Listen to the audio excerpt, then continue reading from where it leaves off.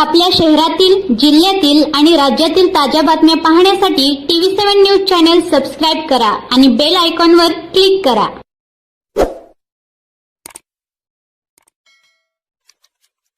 लक्षवेधी रेग्युलर सिटिंगची लक्षवेधी क्रमांक 1 डॉक्टर बाबासाहेब देशमुख।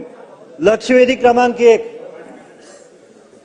अध्यक्ष महोदय वितरित केल्याप्रमाणे अध्यक्ष महाराज, राज्य शासनाने पर्यावरणातील बदल रोखण्यासाठी वन विभागाकडून महत्वाकांक्षी एक 33 कोटी वृक्ष लागवडीची योजना हाती घेण्यात आली होती।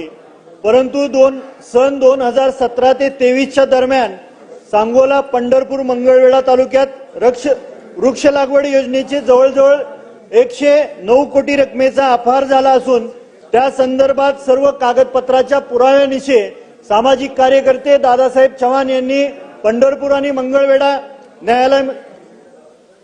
न्यायालयामध्ये जागेवर बसा अनिलजी।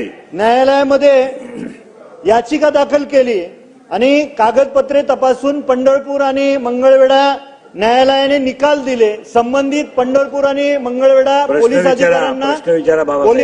अधिकाऱ्यांना गुन्हे दाखल करण्यासाठी आदेश दिले। तर माझा हा प्रश्न आहे अध्यक्ष महोदय, न्यायालयाचा अवमान होतोय। वन खात्याकडून संबंधित वन अधिकाऱ्यांवरती काही कारवाई करण्यात आलेली नाही आणि संबंधित पोलीस अधिकाऱ्यांनी सुद्धा यामध्ये दिरंगाई केलेली आहे।